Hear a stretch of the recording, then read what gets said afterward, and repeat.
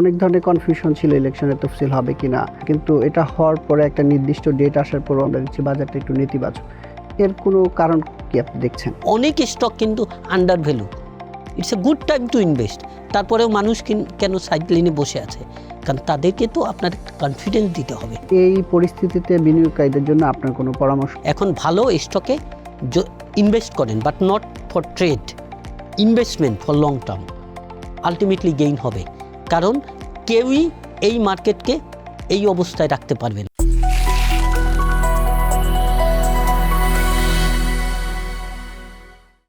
TVS মার্কেটে স্বাগত জানাচ্ছি, আমি আনিসুর রহমান।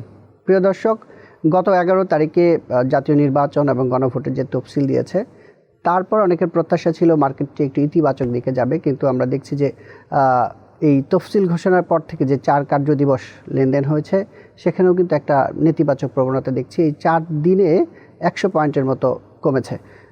ইলেকশন আসছে, মানুষের মধ্যে কিছু প্রত্যাশার জায়গা ছিল, হঠাৎই কেন এই বাজারটা আসলে আবারও একটু নিম্নমুখী হচ্ছে? এই সব বিষয়ে বিশ্লেষণ করতে আমাদের সাথে যুক্ত হচ্ছেন অর্থনৈতিক বিশ্লেষক মাহমুদ হোসেন, FCA। জনাব মাহমুদ হোসেন, আপনাকে স্বাগত জানাচ্ছি টিভিএস মার্কেটে। ধন্যবাদ আপনাদেরকে। এই যে শুরুতেই বলছিলাম, ইলেকশন নিয়ে মানুষজনের একটু প্রত্যাশা ছিল, অনেক ধরনের কনফিউশন ছিল ইলেকশনের তফসিল হবে কিনা।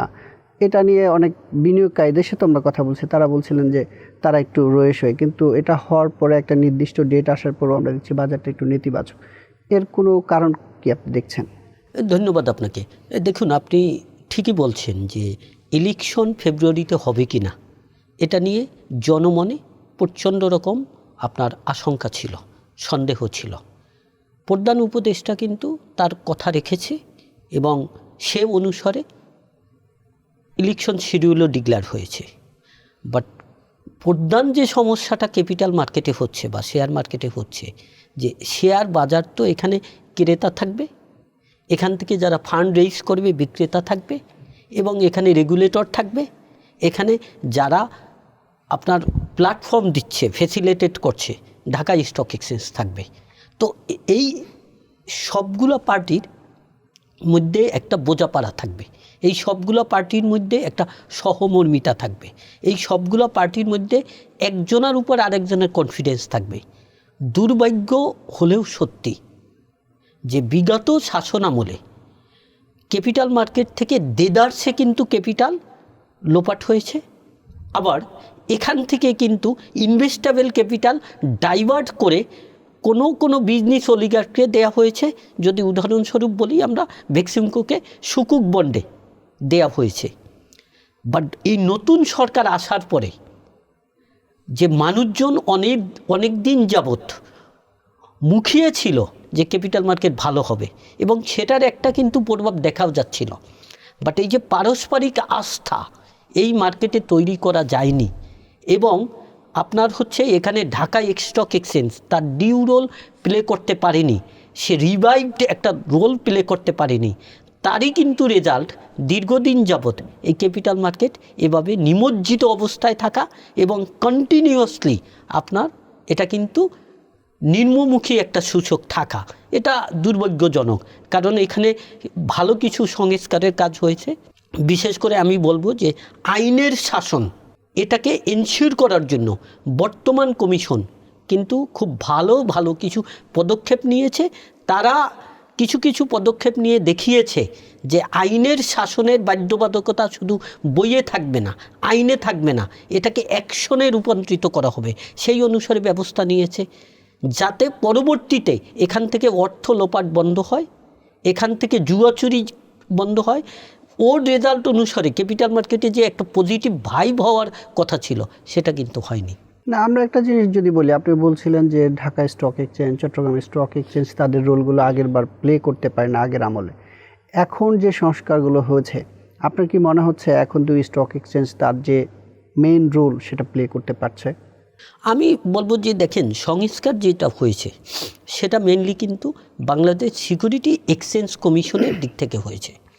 এই সংস্কার কার্যক্রমেও ঢাকা স্টক এক্সচেঞ্জের মিডিয়েটর হিসাবে বা প্রাইমারি রেগুলেটর হিসাবে, কারণ শেয়ার মার্কেটের প্রাইমারি রেগুলেটর কিন্তু স্টক এক্সচেঞ্জগুলা বা প্ল্যাটফর্ম, যারা হচ্ছে ইনভেস্টরদের সাথে ইভেন এখান থেকে যারা ক্যাপিটাল রেইজ করে কোম্পানিগুলো অপারেট করে তাদের সাথে নিয়ন্ত্রণকারী সংস্থার একটা যোগসাজশ স্থাপন করে। সেটা কিন্তু আপনার মনে করেন এই যে একটা মেডিয়েটর রোল, একটা সংযোগকারী রোল, এটা কিন্তু ঢাকা স্টক এক্সচেঞ্জ পালন করতে পারেনি। এখন কি পারছে? না, একদম পারছে না। এবং এখানে আমি বলবো বাংলাদেশ সিকিউরিটি এক্সচেঞ্জ কমিশনেরও কিছু দায় আছে, কারণ তারা এখানে যে বোর্ড দিয়েছে তারা আসলে ক্যাপিটাল মার্কেটের একটা রিভাইভ করার মতো তাদের ক্যাপাসিটি কতটা বা তাদের অ্যাটেনশন কতটা, সিরিয়াসনেস কতটা, এটা নিয়ে অ্যাটলিস্ট আমরা যদি পারফরমেন্স দেখি সেখানে কিন্তু বড় একটা কোশ্চেন মার্ক থাকে। এবং দুটো স্টক এক্সচেঞ্জ, আমি চিটাগং স্টক এক্সচেঞ্জের কথা অত বলছি না, কারণ ওটা আপনার যদি আমরা আয়তনের দিক থেকে বলি তাহলে খুব একটা বড় না, এবং ওখানেও ব্যর্থতা আছে। আপনি দেখবেন যে ওখানে কমোডিটি মার্কেট হওয়ার কথা ছিল, কারণ চিটাগং স্টক এক্সচেঞ্জ দীর্ঘদিন যাবৎ চেষ্টা করে একটা স্ট্র্যাটেজিক ইনভেস্টর কিন্তু আনতে পারিনি, তখন লোকাল একটা ইনভেস্টরকে স্ট্র্যাটেজিক পার্টনার হিসাবে করেছে। কমোডিটি এক্সচেঞ্জ করার কথা ছিল, সেটা কিন্তু চলছে, ওটা একটু সময় লাগবে, চলছে। বাট আপনার মনে করেন দেখেন যে কোনো একটা নতুন প্রোডাক্ট আসলে যে রকম করে মার্কেটে একটা এপিল তৈরি করার কথা সেটা কি হয়েছে? এটা যেভাবে করে আপনার প্রচার প্রচারণা হওয়ার কথা সেটা কি হয়েছে? এখানে কি ক্রেতাদের বা আপনার মনে করেন এই আপনার প্ল্যাটফর্মটা ইউজ করবে যারা, তাদের কি অ্যাপিল করা গেছে? তাদেরকে কি ইনভলভ করা গেছে? যায়নি। কিন্তু এটা কিন্তু স্টক এক্সচেঞ্জের একটা ব্যর্থতা আছে এখানে। এবং ঢাকা স্টক এক্সচেঞ্জে আমি ঠিক জানি না যে ইভেন স্ট্র্যাটেজিক ইনভেস্টমেন্ট নেওয়ার পরেও সেখানে আমরা তৎকালীন সময়ে বড় বড় আপনার মনে করেন অনেক প্রত্যাশার ঝুড়ি ছিল, সেই অনুসারে কি কার্যক্রম হচ্ছে? এক সময় আমরা দোষ দিতাম যে বাংলাদেশে ফরেন কারেন্সি মার্কেটটা খুবই ভোলাটাইল, যার কারণে ফরেন ইনভেস্টমেন্ট আসছে না। আপনি দেখেন আপনার বাংলাদেশ ব্যাংকের আমি বলবো প্রুডেন্ট পলিসির জন্য এখন কিন্তু ডলার বা ফরেন কারেন্সি এক্সচেঞ্জ মার্কেট কিন্তু অনেকটা স্টেবল। এই এখন যতটুকু আপনার দাম চেঞ্জ হচ্ছে এটা যে কোনো মার্কেটে হয়, যে কোনো ইকোনমিতে হয়, তাই না? তারপরেও কেন ফরেন ইনভেস্টমেন্ট আসছে না? গুড গভর্নেন্স আছে, তাহলে গুড গভর্নেন্স থাকার পরেও কেন আসছে না? পলিসি সার্টেনিটির ব্যাপারটা বলেন, একটা আশঙ্কা আছে যে নির্বাচিত সরকার না আসলে হবে না, বাট সেই পলিটিক্যাল পাওয়ার ট্রানজিশনেরও একটা ভালো সম্ভাবনা দেখা যাচ্ছে, তারপরেও কিন্তু আসছে না কেন? দেখেন অনেক স্টক কিন্তু under value, it's a good time to invest, তারপরেও মানুষ কেন সাইডলাইনে বসে আছে? কারণ তাদেরকে তো আপনার কনফিডেন্স দিতে হবে, তাদেরকে তো আস্থায় আনতে হবে, সেটা কেন আমরা ক্রমাগত ব্যর্থ হচ্ছি? এটার জায়গায় আমি আপনাকে বলি, আপনি একজন চার্টার অ্যাকাউন্টেন্ট, তো এই জায়গায় বলি যে বলছিলেন অনেকগুলো প্রতিষ্ঠান ভালো জায়গায় আছে, মানুষজনের একটা বড় অংশ এই শেয়ার মার্কেটে একটা বিগ পোর্শন লোক মনে করে যে যে হিসাবটা দেয় ইটস নট ফেয়ার। তো আপনি একজন নিরীক্ষক, আপনার জায়গা থেকে যদি বলেন আসলে বাংলাদেশের ক্যাপিটাল মার্কেটে যতগুলো কোম্পানি রয়েছে এদের যে ফিনান্সিয়াল স্টেটমেন্টগুলো তৈরি হয় এগুলো আসলে কেমন, মানে কতটুকু ট্রাস্ট করতে পারে মানুষজনের ট্রাস্টের জায়গা কোন কোন জায়গায় আসলে ঘাটতি রয়েছে? আচ্ছা, আপনি যে ফ্যাক্ট বলেছেন এখানে আনডিনায়েবল, এটা নিয়ে আমি আপনার শুধুমাত্র যেহেতু আমি এই কমিউনিটিতে বিলং করি এই জন্য গায়ের জোরে আমি ডিনাই করব না, এখানে কিছু ইস্যুস আছে। বাট সবচেয়ে বড় ব্যাপার যেটা, যে আপনি যদি দেখেন যে এইটার একটা যে ফাইন্যান্সিয়াল স্টেটমেন্ট যে ট্রু অ্যান্ড ফেয়ার হবে সেটার নিড বা নেসেসিটিটা কত, আপনি দেখবেন যেসব কোম্পানি, আপনি আমাদের যা লিস্টেড কোম্পানি আছে এর মধ্যে বেশ ডজনখানেক কোম্পানি পাবেন যাদের ফাইন্যান্সিয়াল স্টেটমেন্ট আপনার হচ্ছে বেটার বা ভালো নিঃসন্দেহে। সেখানে কি আপনার ফাইন্যান্সিয়াল স্টেটমেন্টের উপর বেস করে ওর স্টক প্রাইস কি ওঠানামা করছে? করছে না। কারণ এই মার্কেটটা হচ্ছে এন্টায়ারলি একটা আনহোলি নেক্সাসের কাছে জিম্মি, এবং সেই আনহোলি নেক্সাসের মধ্যে সবচেয়ে মেইন পার্ট যারা প্লে করে এখানে মনে করেন একটা মিডলম্যানরা পার্ট প্লে করে, এবং সেই মিডলম্যানরা যেমন মনে করেন প্রিপেয়ারার অফ ফাইন্যান্সিয়াল স্টেটমেন্ট তাদেরকে ইনফ্লুয়েন্স করে, যারা রিভিউয়ার বা অডিটর তাদেরকে ইনফ্লুয়েন্স করে, যার কারণে ফুলিয়ে পেপিয়ে যে রিপোর্ট প্রিপেয়ারাররা তৈরি করে সেইটাই অডিটররা আপনার মনে করেন হয়তো সার্টিফাই করে। অ্যাট দ্য সেম টাইম আপনার রেগুলেটরদেরও ইনফ্লুয়েন্স করে। তার প্রমাণ দেখেন যে বিগত যারা আপনার কমিশনে ছিল, কমিশনার হিসাবে বা ইভেন চেয়ারম্যান ছিল, তাদের ব্যাপারে তদন্ত চলছে, তাদের আপনার মনে করেন জেলে আছে। তো এখান থেকেই তো প্রতীয়মান যে এত বড় একটা পজিশনে থাকার পরেও তাদের ব্যাপারে তদন্ত চলে, তাদের ব্যাপারে মামলা হয়, তারা আপনার ক্যাপিটাল লোপাট করার জন্য অ্যাসিস্টিভ ফোর্স হিসাবে হেল্প করেছে। তার মানে এটা হইছে একটা সব পার্টির একটা রাজনৈতিক বন্দোবস্তের মাধ্যমে একদম পুরো লোপাট হয়েছে, এবং অডিটর এটার পার্ট। এবং আপনি যদি সংখ্যার দিক থেকে দেখেন, আমাদের ম্যাক্সিমাম কোম্পানিরই financial statement true and fair যেটা বলা হয়েছে, এটার সাথে বাস্তবতার যদি আপনি একটা অবস্থা দেখেন, অনেকখানি ফারাক আছে। এবং এই ফারাকটা যতটা না কমিউনিটির দোষ অ্যাজ অ্যান অডিটর, তার চেয়ে ওভারঅল আপনার সিচুয়েশনটা দায়ী। কারণ বাংলাদেশের অনিয়মটাই যেন আপনার মনে করেন এখানে নিয়ম হয়ে গেছে।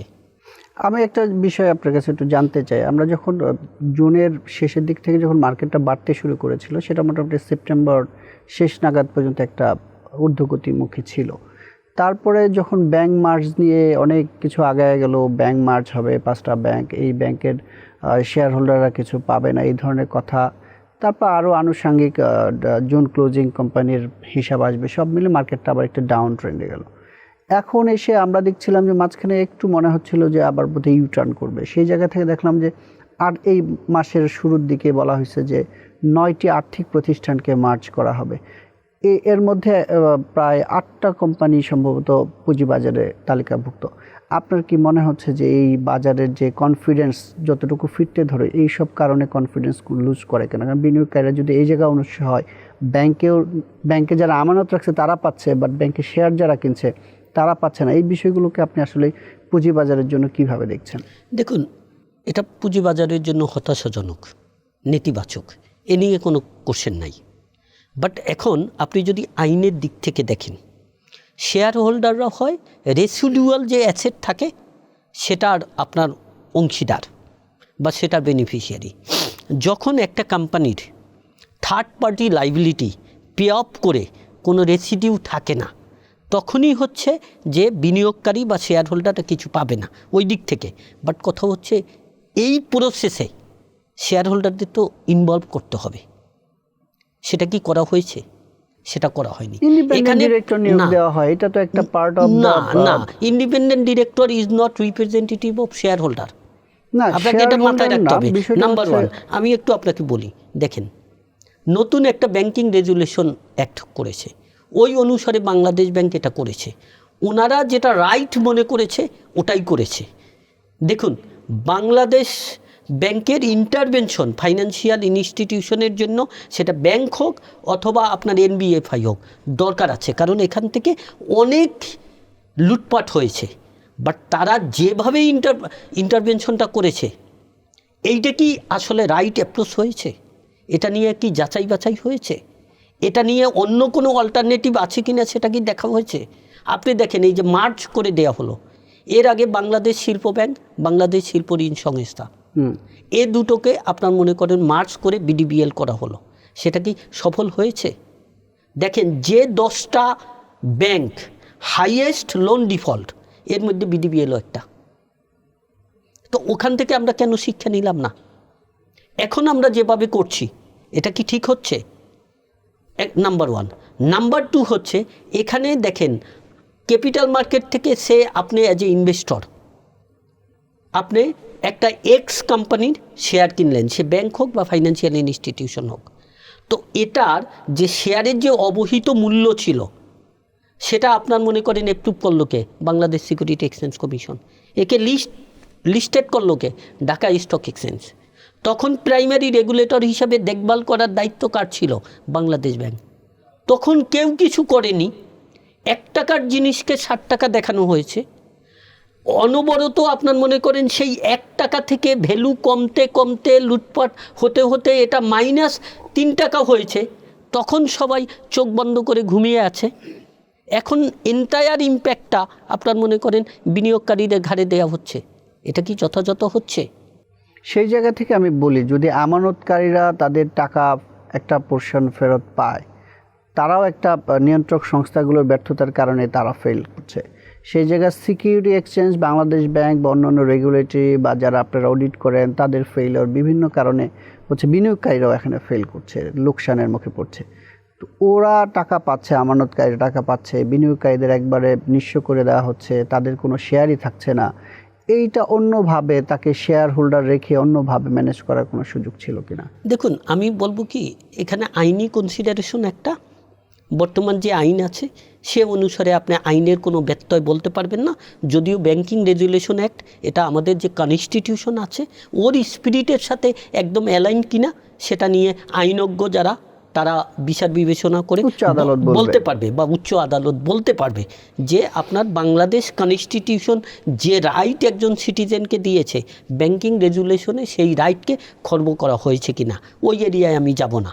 বাট আমি বলবো যে এখানে এই যে রেগুলেটরি ফেইলিউর ছিল, সরকারের ফেইলিউর ছিল, ট্যাক্সের টাকায় লালিত পালিত প্রতিষ্ঠান যাদের এগুলো দেখভাল করার কথা ছিল তাদের ব্যর্থতার কারণে বিনিয়োগকারীদের এখন সর্বহারা হতে হলো। এক্ষেত্রে সরকারের এবং এই রেগুলেটরি প্রতিষ্ঠানের কিন্তু দায় আছে। সেক্ষেত্রে আইনের দোহাই না দিয়ে অন্য কোনো একটা সেটেলমেন্ট করা যেত। যেমন আপনি যদি আমাকে বলেন, দেখেন এই শেয়ার মার্কেট থেকে, যেমন আমি যদি যে কোনো একটা ব্যাংকের কথা বলি যেটা এস আলম গ্রুপ ওন করে, ওনারা কি করছে, ওখান থেকে লুটপাট করেছে, যার কারণে ব্যাংকের এখন ইকুইটি নেগেটিভ হয়ে গেছে, রাইট? যার কারণে এখন বলছে শেয়ার হোল্ডার পাবে না। ওনারা এই যে লুটপাট করে বাংলাদেশের বিভিন্ন জায়গায় বা বিদেশে টাকা পাচার করে সম্পদ নিয়েছে, এগুলো আপনার মনে করেন আমরা বাংলাদেশ ব্যাংক থেকে শুনি বা বিভিন্ন এজেন্সি থেকে শুনি যে এগুলো উদ্ধার করা হবে।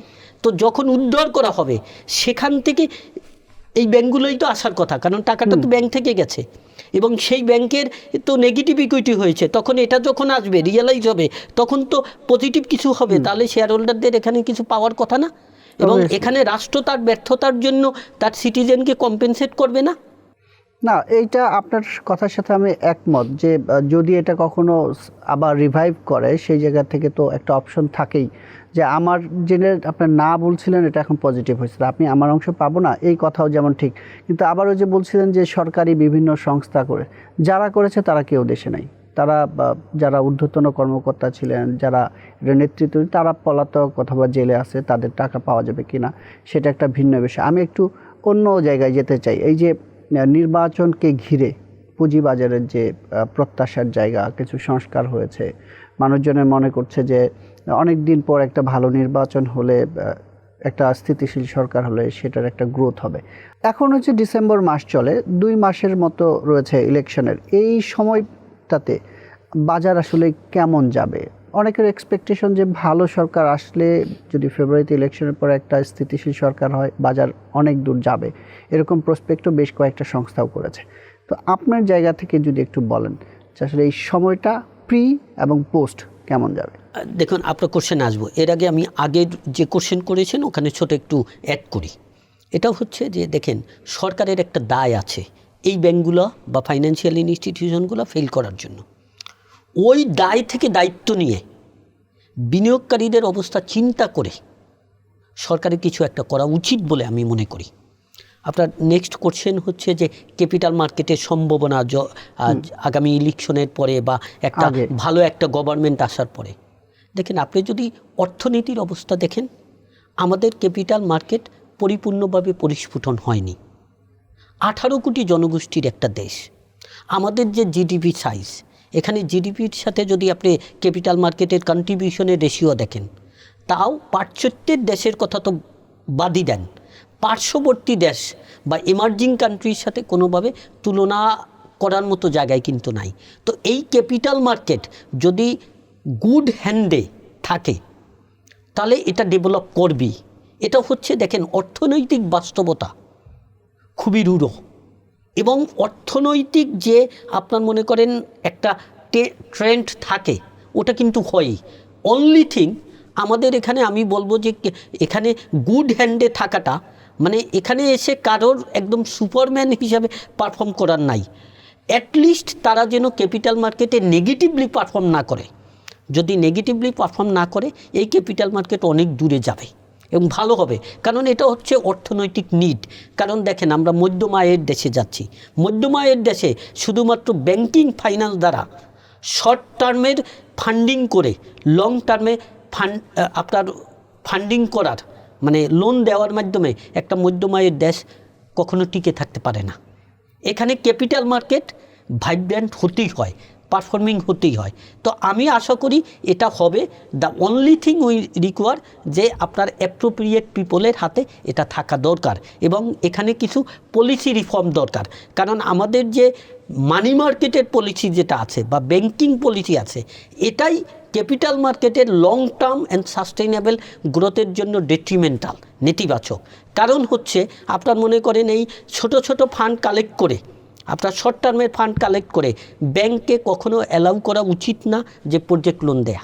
এই লোনগুলো আপনার ক্যাপিটাল মার্কেট থেকেই এই ফান্ডিং হওয়া উচিত। দেখেন বিভিন্ন সময় গভর্নমেন্টের দিক থেকে, ইভেন ফেসিস্ট গভর্নমেন্টের যে আপনার মনে করেন অর্থমন্ত্রী ছিল, তারাও কিন্তু বলতো যে ভালো ভালো প্রজেক্টের ফান্ডিং এই ক্যাপিটাল মার্কেট থেকে বন্ড ছেড়ে বিভিন্নভাবে হবে, বাট হয়নি। কিন্তু আমরা এটা অনেককেই বলতে দেখছি, আগে বিগত সব সরকারকেই বলতে দেখছি এই জায়গা থেকে নিতে হবে। এখন যারা পলিটিশিয়ান আছে, যারা আগামীতে ক্ষমতায় আসবে, তারাও বিভিন্ন সভা সেমিনারে বলছে ক্যাপিটাল মার্কেটকে তারা ওন করবে, বিভিন্ন ধরনের কথাবার্তা হচ্ছে। বাট বাস্তবায়নের জায়গাটা আমরা হয়তো পরে দেখতে পারবো। এই ছোট করে একটু বলবেন, এই পরিস্থিতিতে বিনিয়োগকারীদের জন্য আপনার কোনো পরামর্শ আছেন? যদি 30 সেকেন্ড 40 সেকেন্ডে শেষ। আমি বিনিয়োগকারীদের যে জিনিসটা বলবো যে দেখেন, দেশটা আমাদের, ক্যাপিটাল মার্কেটও আমাদের। এখানে আপনারা দায়িত্বশীল আচরণ করেন অ্যান্ড দেখে শুনে এখন ভালো স্টকে ইনভেস্ট করেন, but not for trade, investment for long term. Ultimately gain হবে, কারণ কেউই এই মার্কেটকে এই অবস্থায় রাখতে পারবে না। এই মার্কেটের পরিস্ফুটন হবেই, এই মার্কেট অ্যাক্টিভ অবস্থায় চলেই যাবে। এবং আমরা যদি দেখি গভর্নমেন্ট চেঞ্জ হলে ক্যাপিটাল মার্কেটে একটা চেঞ্জ হয়, এবং আশা করি ওটা হবে। আপনাকে অসংখ্য ধন্যবাদ টিভিএস মার্কেটে আসার জন্য। আপনাদেরকেও ধন্যবাদ এবং দর্শকদেরও ধন্যবাদ। প্রিয় দর্শক, আমরা জানছিলাম যে ক্যাপিটাল মার্কেটের যে এখনকার অবস্থা, সেই জায়গার কি কি প্রতিবন্ধকতা রয়েছে, সামনের সম্ভাবনার জায়গা কি রয়েছে। তবে আমাদের যে অতিথি তিনি কিন্তু বলছিলেন যে এই ক্যাপিটাল মার্কেটে এখন যে সময়, এটা ট্রেড করার সময় না, এটা ইনভেস্ট করার সময়। তার মানে আপনি চাইলে ভালো শেয়ার, ভালো কোম্পানিতে যে প্রাইস, যদি আপনার লুক্রেটিভ প্রাইস থাকে, সেখানে কিন্তু ইনভেস্ট করে রাখতে পারেন। আফটার ইলেকশন এটার একটা ভালো লাভ বা ভালো গেইন পাবেন বলে মনে করছেন তিনি। টিভিএস মার্কেটসের পরবর্তী পর্ব দেখার আমন্ত্রণ রইল।